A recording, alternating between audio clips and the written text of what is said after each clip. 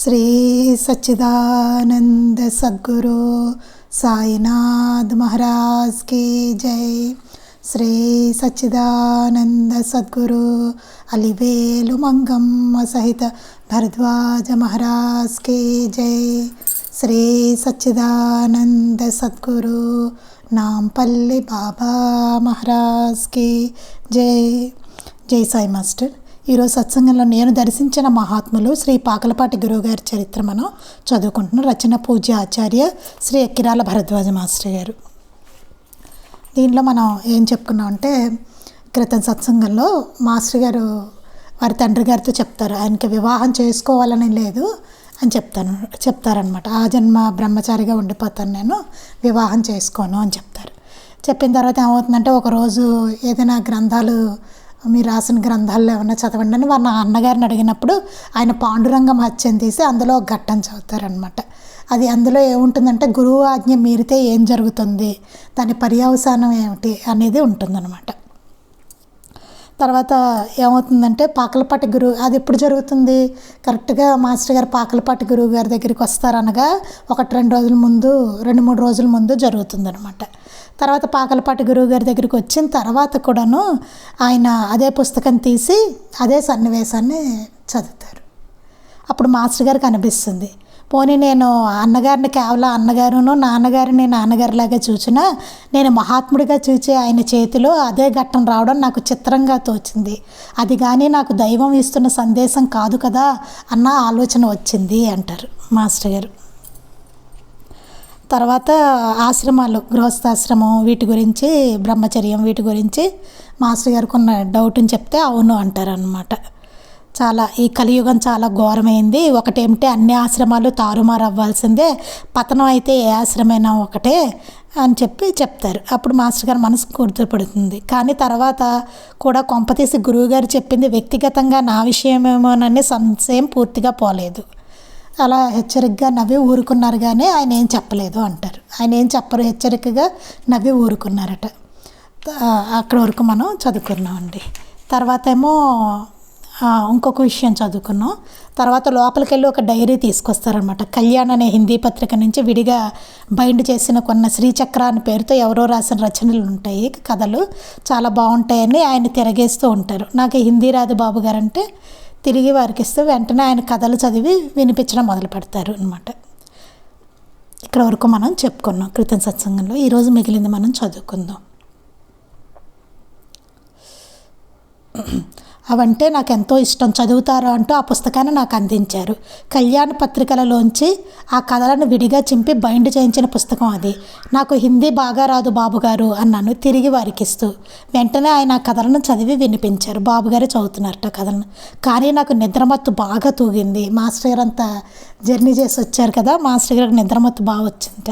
అతి కష్టం మీద కన్ను మూత పడకుండా చూచుకున్నాను, అందుకని ఆ కథలో అక్కడక్కడ కొన్ని సంఘటనలు నా మనసుకు పట్టినాయి, కానీ కథ సమగ్రంగా తెలియలేదు, అందుకని వాటిలోని నీతిని కూడా నేను బాగా అవగతం చేసుకోలేకపోయాను।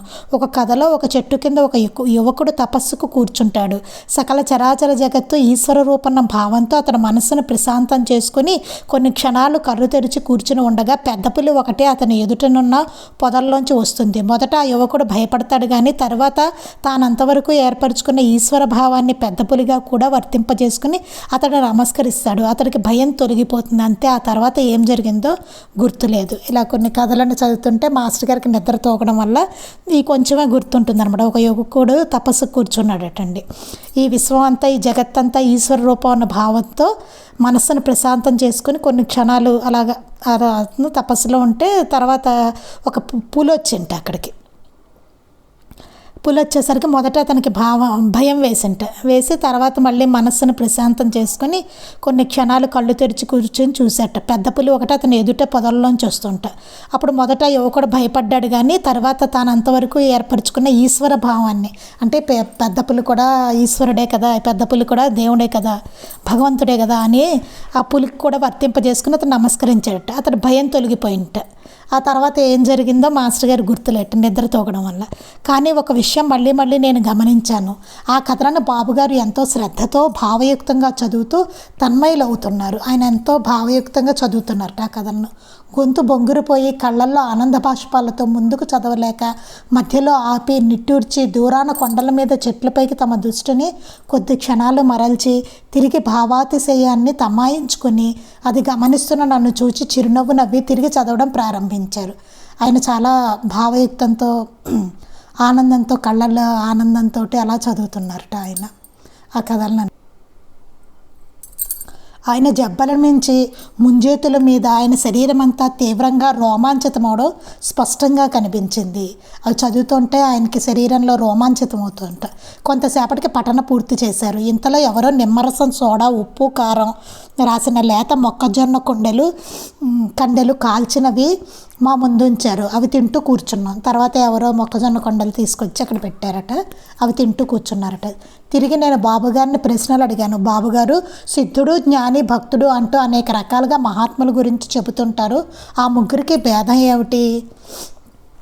అప్పుడు నేను అడిగారట మాస్టర్ గారు బాబుగారిని, సిద్ధుడు, జ్ఞాని, భక్తుడు అంటూ అనేక రకాలుగా మహాత్ముల గురించి చెప్తారు కదా, అసలు ఈ ముగ్గురికి తేడా ఏంటి? సిద్ధుడికి, జ్ఞానికి, భక్తుడికి తేడా ఏంటి అన్నారట.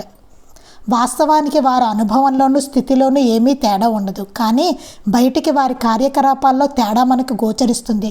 స్థూలంగా వారి ముగ్గురు గురించి ఇలా చెప్పారట. వాస్తవానికి అనుభవంలో స్థితిలో మాత్రం తేడా ఉండదు, కానీ వాళ్ళు చేసే కార్యకలాపాల్లో మాత్రం, వాళ్ళు చేసే పనుల్లో మాత్రం మనకి తేడా కనిపిస్తూ ఉంటుందని వాళ్ళ ముగ్గురు గురించి ఇలా చెప్పొచ్చు అని చెప్పారట.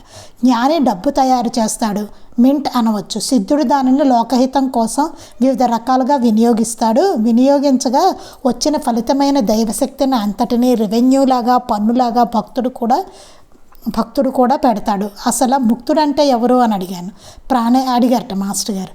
ప్రాణి, పదార్థము, పరిస్థితుల చేత కట్టుబడినవాడు ముక్తుడు. అంటే ప్రాణి అంటే శత్రుమిత్రాదులు వంటి ఇతర మానవుల ప్రభావం వలన కానీ, క్రూర విష జంతువుల వల్ల కానీ భయము చెందక, అంటే ఎట్టి భయము ఉండదు. ప్రాణి, పదార్థము, పరిస్థితుల చేత కట్టబడి. ముక్తుడు అంటే ఎవరు అన్నదాన్ని చెప్తున్నారనమాట. ప్రాణి అంటే శత్రుమిత్రాదులు వంటి ఇతర మానవుల ప్రభావం వలన కానీ, క్రూర జంతువుల వలన కానీ భయము చెందక తాను తలచిన పనిని చేసి తీరుతాడు. పదార్థం అంటే తిండి, నీరు, అగ్ని, విషం, ధనం మొదలైన సర్వ పదార్థాల వల్ల సంకల్పాన్ని నిర్వహించడంలో ఏ ఆటంకం కానీ లొంగనివాడు. పరిస్థితి అంటే కష్టసుఖాలు, ప్రమాదము, భయము, అస్వస్థత, ఇతర ప్రతికూలానుకూలాలు, వర్షాదులు మొదలైన ఏ పరిస్థితులకు లొంగనివాడు. దేనికి లొంగనివాడినే ముక్తుడు అంటారు అన్నట్టుగా చెప్పారనమాట. అంటే పూర్తి స్వతంత్రుడే ముక్తుడు. ముక్తుడు అనేవాడు పూర్తి స్వతంత్రుడు, మనలాగా కాదండి. ఏ పరిస్థితి వల్ల ఏ చింత పొందనివాడు.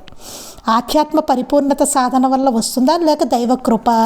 మళ్ళీ మాస్టర్ గారు అడిగారండి, ఆధ్యాత్మిక పరిపూర్ణత అనేది సాధన చేయడం వల్ల వస్తుందా లేకపోతే అది దైవం యొక్క కృప వలన వస్తుందా అన్నారు. ఆ రెండిటికి తేడా ఉన్నట్టు తోచడమే కానీ అసలు ఎక్కడిది. అయినా మనకు కనిపించేదాన్ని బట్టి చెప్పాలంటే కృషి లేక సాధన ప్రధానం. అయినా చాలా అరుదుగా ఏ కృషి లేకనే అకస్మాత్తుగా దానంతటిదే జ్ఞానోదయం అవ్వచ్చు. రెండిట్లోనూ చెప్తున్నారనమాట. రెండిటికి ఉన్నట్లు తోచడమే కానీ అసలు తేడా లేదు. అయినా మనకు కనిపించే దాన్ని బట్టి చెప్పాలంటే కృషి లేక సాధన అనేది ప్రధానం, సాధన చేయడం అనేది ప్రధానం అని చెప్పారు. అయినా చాలా అరుదుగా ఏ కృషి లేకుండానే అకస్మాత్తుగా దానంతటదే జ్ఞానోదయం కూడా అవ్వచ్చు అని చెప్పారు. జిల్లెలమూడి అమ్మ చెప్పారు, ఆమె ఎప్పుడూ ఏ సాధన చేయలేదని. కొంతమందికి జన్మాంతర సంస్కారం ఆంతర్యంలో వారి ప్రయత్నం లేకనే సాధన జరుగుతుండవచ్చు. అది ఫలించాక ప్రపంచానికి కౌకుపెంచవచ్చు. అయితే బాబుగారు ప్రయత్నం వల్ల సాధించిన వారికి, దైవకృప వల్ల దానంతటది లభించిన వారికి గల స్థాయిలో తేడా ఉంటుందా?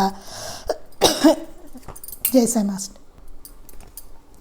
అయితే మాస్టర్ గారు ఇక్కడ చెప్పింది ఏంటంటే జిల్లెలమూడి అమ్మ కూడా ఎప్పుడు ఏ సాధన చేయలేదని అక్కడ ప్రస్తావన వస్తుంది అనమాట. తర్వాత అడుగుతారు, తర్వాత చెప్తారు, కొంతమందికి జన్మాంతర సంస్కారం, గత జన్మల సంస్కారం వల్ల ఆంతర్యంలో వారి ప్రయత్నం లేకనే సాధన జరుగుతుంది. అది ఫలించాక ప్రపంచానికి అగుపిస్తారు వాళ్ళు అని చెప్తారు. మాస్టర్ గారు అంటారు, అయితే బాబుగారు ప్రయత్నం వల్ల సాధించిన వారికి, అంటే సాధన చేసి అలా సాధించిన వారికి, దైవ కృప వల్ల దానంతటా లభించిన వారికి గల స్థాయిలో తేడా ఉంటుందా? సాధన చేసిన వాళ్ళకిను దైవ కృప వల్ల దానంతటా అదే వచ్చిన వాళ్ళకి తేడా ఉంటుందా అంటే, స్థాయిలో అంటే అనుభవంలో ఏమీ తేడా ఉండదు, ఆ తేడా ఏమీ ఉండదు. అయితే వారి అనుభవాన్ని గురించి చెప్పగలగడంలో మార్పు ఉంటుంది. స్థాయి అంటే అనుభవంలో ఏమీ తేడా ఉండదు, కానీ అనుభవం గురించి చెప్పగలగడంలో మాత్రం మార్పు ఉంటుంది అంటారు. ఇప్పుడు ప్రయత్నంతో సాధించిన వారు ఉన్నారనుకోండి, వారికి సాధనలో మనిషికి ఉండే సాధక బాధకాలు, సందేహాలు, సమస్యలు అన్నీ తెలుస్తాయి. అదే సాధన చేసిన వాళ్ళకు అనుకోండి, మనిషికి ఉండే సాధక బాధకాలు, సందేహాలు, సమస్యలు అన్నీ తెలుస్తాయి. కనుక వారిని ఏమైనా అడిగితే ఆ కష్టాన్ని అనుభవించి చూచిన వారు కనుక వారు మన సందేహం తీరేలాగా చెప్పగలరు. అలా సాధన చేసి వచ్చిన వాళ్ళు అనుకోండి, మనకి అర్థమయ్యేలా చెప్పగలరు. మనకుండేవే వాళ్ళకి ఉంటాయి, వాళ్ళు అవన్నీ దాటుకుని వస్తారు. కాబట్టి సాధన చేసిన వాళ్ళైతే మనం అడిగినప్పుడు వాళ్ళు అవన్నీ చెప్పగలుగుతారు. వాళ్ళకైతే తెలుస్తుంది కదా బాగా మనకి ఎలాంటివి ఉంటాయి అన్నది అవగాహన ఉంటుంది, దాన్ని బట్టి చెప్పగలుగుతారు. కేవలం దైవకృప వల్ల జ్ఞానాన్ని పొందిన వారికి సాధకులకు ఉండే సాధక బాధకాలు తెలియవు. సాధన చేసే వాళ్ళకు ఉండే సాధక బాధకాలు దైవకృప వల్ల వచ్చిన వాళ్ళకి తెలియదు. అందుకని సరిగ్గా చెప్పగలగడం కూడా ఉండకపోవచ్చు, వాళ్ళు సరిగ్గా చెప్పలేకపోవచ్చు అని చెప్పారు. అంటే వారు ఏ విషయాన్ని గురించి అయినా సంతృప్తిగా సమాధానం చెప్పలేకపోవడం వల్ల వారి అపరిపూర్ణత వ్యక్తం కాదా అన్నట్టు మాస్టర్ గారు. ఎంత బాగా అసలు అన్నీ అడుగుతున్నారు చూడండి నిర్భయంగా. అంటే వారు ఏ విషయాన్ని గురించి అయినా అలా అసంతృప్తిగా సమాధానం చెప్పారనుకోండి, మనం అడిగినప్పుడు మరి వాళ్ళు మహాత్ములు కదా, అందువల్ల వారి అపరిపూర్ణత వ్యక్తం కాదా అని అడిగారు మాస్టర్ గారు. కాదు, వారి జ్ఞానం పరిపూర్ణం కాకపోవచ్చు. సిద్ధుడికి, జ్ఞానికి, భక్తుడికి అమ్మ చెప్పిన తేడా నాకు తృప్తిగా లేదు అన్నట్టు. జిల్లెలమూడు అమ్మ సిద్ధుడికి, జ్ఞానికి, భక్తుడికి తేడా చెప్పారు, అది నాకు తృప్తిగా లేదు అన్నాయి. అయ్యో, అంత మాత్రం చేత వారికి తెలియదని అనడానికి లేదు.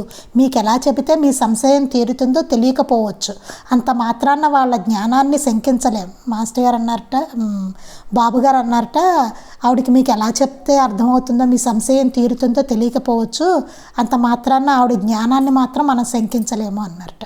బాబు, మీకు చిన్నతనం నుంచి భయం అంటే ఏమిటో తెలియదన్నారు కదా, మరి మాకు భయం ఎందుకు కలుగుతుంది అడిగారట బాబుగారిని మాస్టర్ గారు. మీకు చిన్నప్పటి నుంచి భయం అంటే ఏంటో తెలియదన్నారు కదా, మరి మాకెందుకు భయం కలుగుతుంది అని అడిగారట. అన్యం అనిపించడం చేత, అంటే వేరు, ఇది వేరు అది వేరు అలా అనిపించడం చేత అని చెప్తున్నారు. కొంతసేపు నవ్వుతూ నా కళ్ళల్లోకి చూచారు. తరువాత తమ దృష్టిని దూరాన కనిపిస్తున్న పర్వతాల మీదకో, క్రిందకో కనిపిస్తున్న చేతుల మీదకో, లేక ఆ రెండింటినీ కలిపే ఆకాశం మీదకో కానీ తమ దృష్టిని మరల్చి అలా చూస్తుండిపోయారు. తర్వాత అలా ఆకాశం కేసి చూస్తుండిపోయారట. మీ అందరికీ వేరు అనిపించడం వల్ల భయం వేస్తుంది అని చెప్పారట. అంటే ఆయనకి వేరన్న భావనే లేదనమాట. సన్నగా వీస్తున్న గాలి వారి జుత్తును, వాకిలికున్న తోరణాన్ని చిన్నగా కదిలిస్తున్నా అదేమీ ఎరగని నిర్నిమేష స్థితిలో ఒక చిత్రమైన పారవస్యంలో కొంచెంగా ముందుకు వెనుకకు ఊగుతుండిపోయారు. ఆయన ముందుకు వెనక్కు అలాగా స్థితిని అనుభవిస్తూ ఆయన అలా ఊగుతున్నారట.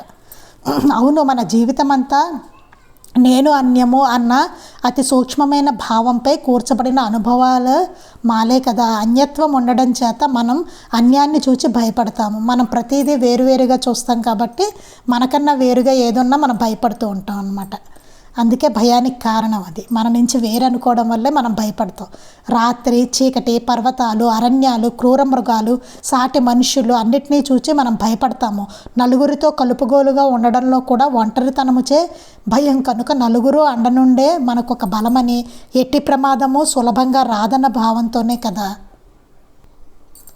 మనకు అన్యంగా ఒక జగత్తు, కొందరు వ్యక్తులు, జీవులు, వస్తువులు అనుభవం అవడం వల్లనే భయం కలుగుతుంది. మనకంటే వేరుగా ఈ జగత్తు, వ్యక్తులు, జీవులు, వస్తువులు అవన్నీ మనకు అలా అనుభవం అవుతూ ఉంటాయి. దానివల్లనే మనకి భయం కలుగుతుంది. దుఃఖము, అసూయ, ద్వేషము, స్వార్థము అన్నీ అందుకే కలుగుతాయి. ఇలాంటి భావాలన్నీ మనకి వేరు అనుకోవడం వల్లే కలుగుతాయి. కనుక ఒకరికొకరు అపకారం చేసుకుంటాము.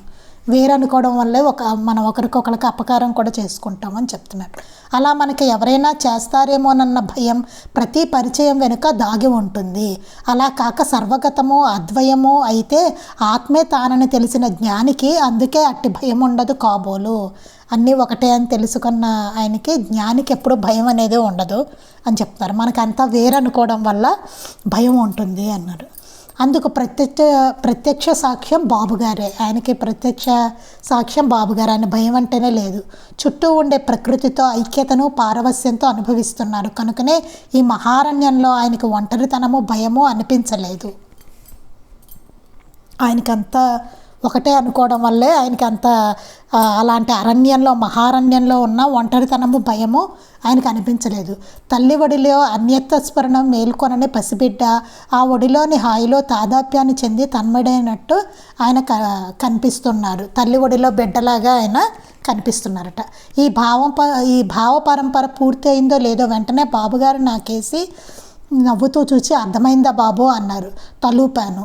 అన్నిటితో పాటు నాతో కూడా తాదాత్మ్యం గల వారికి నా భావ పరంపర కూడా తన భావ పరంపర లాగానే ప్రత్యక్షం.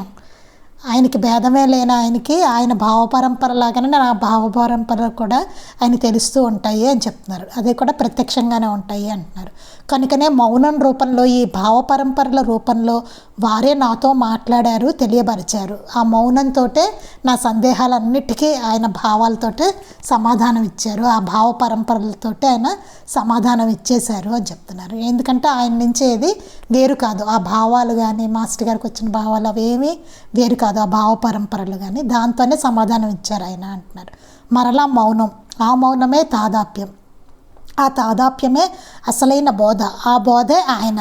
దానికి ఆ పర్వతాలు అరణ్యాలు వాకిట్లో మొక్కలు సాక్షి, ఆకాశము వాయువు అన్నీ సాక్షి అవన్నీ. ఆయనే ఆ సాక్షి.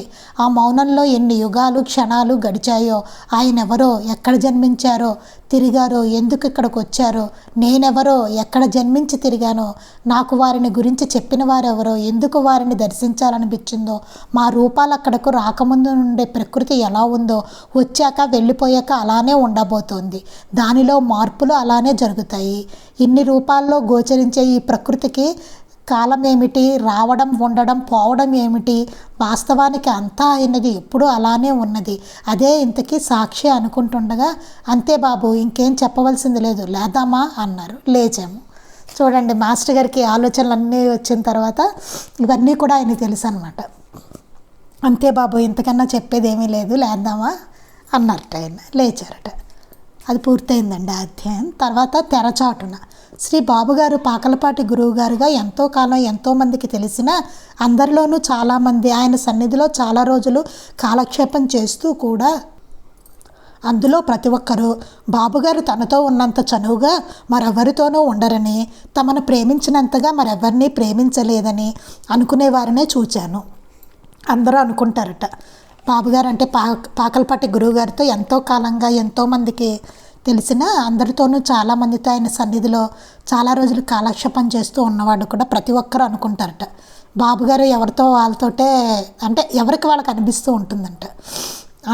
నాతో ఉన్నంత చనువుగా మరెవరితోనూ ఉండరు, నన్ను ప్రేమించినంతగా మరెవరిని ప్రేమించలేదు అనుకునేవారే ఉంటారట. అంటే ఎవరికి వాళ్ళకే ఆయన ఎంతో ప్రేమగా ఉన్నట్టు అనిపిస్తూ ఉంటుందన్నమాట. మాస్టర్ గారి దగ్గర కూడా ఎగ్జాక్ట్గా అలాగే ఉంటుందండి. కానీ ఇందులో ఆయన ఆంతర్యంలోకి తొంగి చూసిన వారెవరూ తారసపడలేదు. కానీ ఆయన ఆంతర్యంలోకి చూసిన వాళ్ళు మాత్రం ఎవరూ లేరనిపిస్తుంది.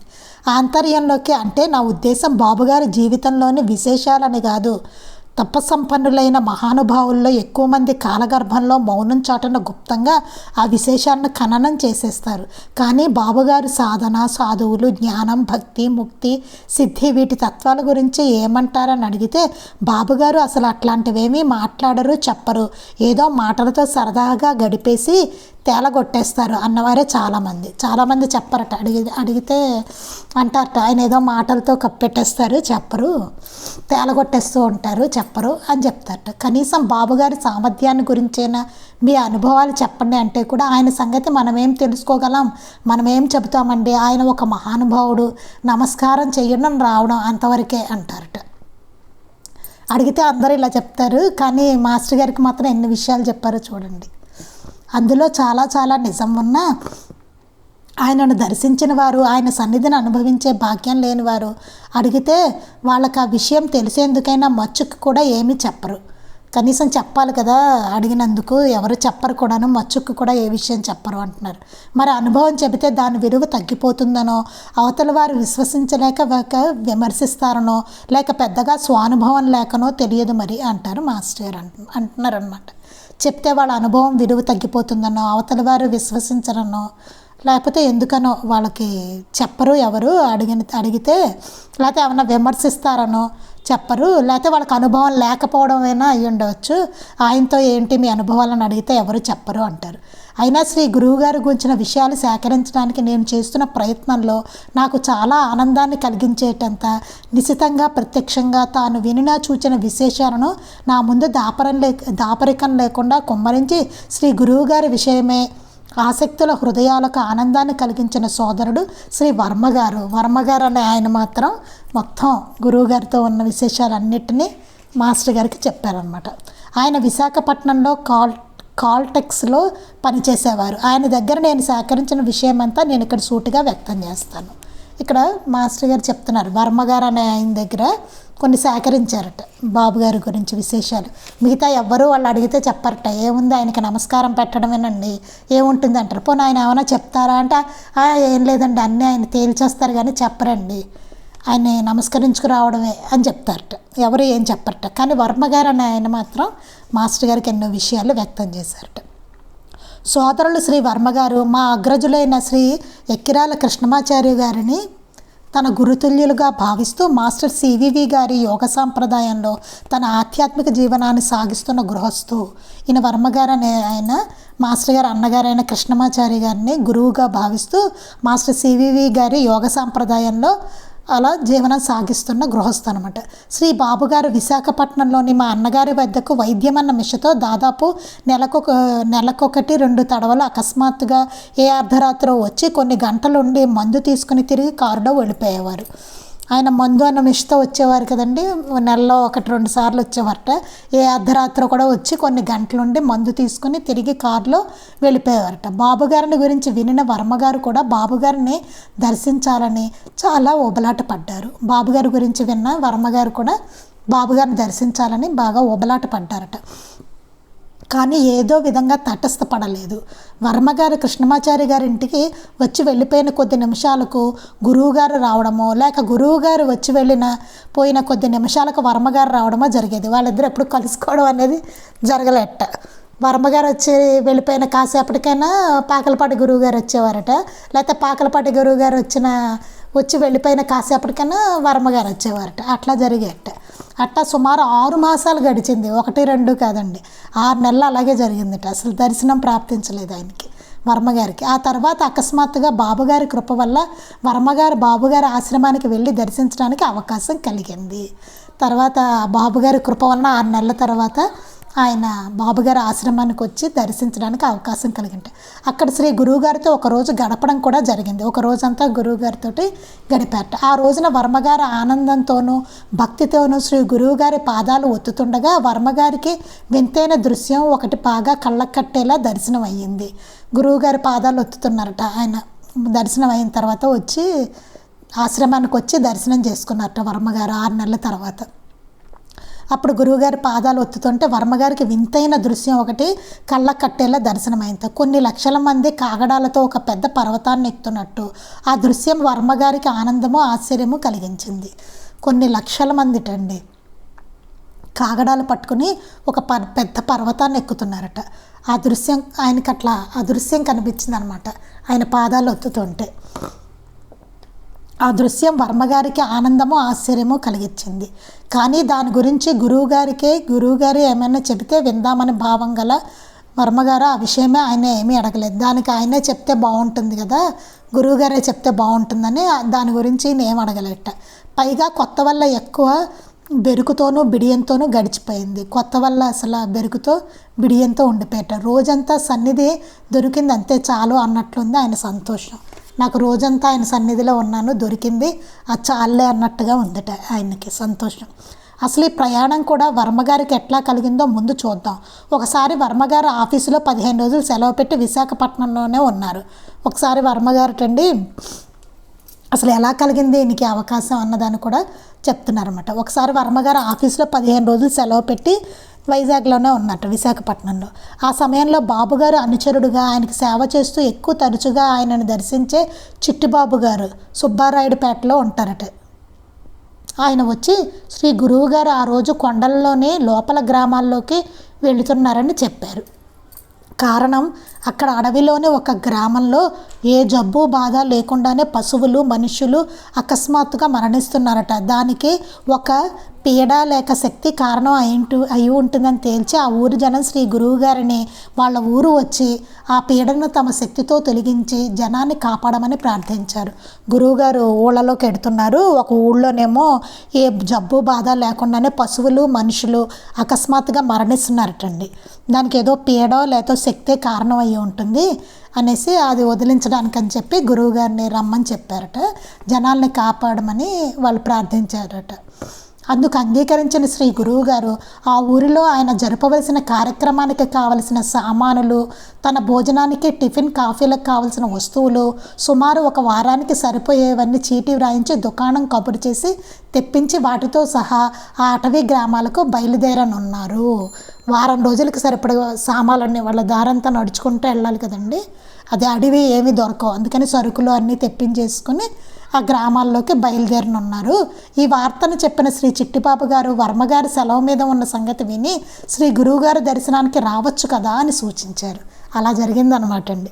అప్పుడు అన్నట్టు మీరు ఎలాగో 15 రోజులు సెలవులో ఉన్నారు కదా, గురువుగారి దర్శనానికి రండి, ఆయన గ్రామాల్లోకి వెడుతున్నారు, అలా దర్శనం చేసుకోవచ్చు కదా అని చెప్పారట.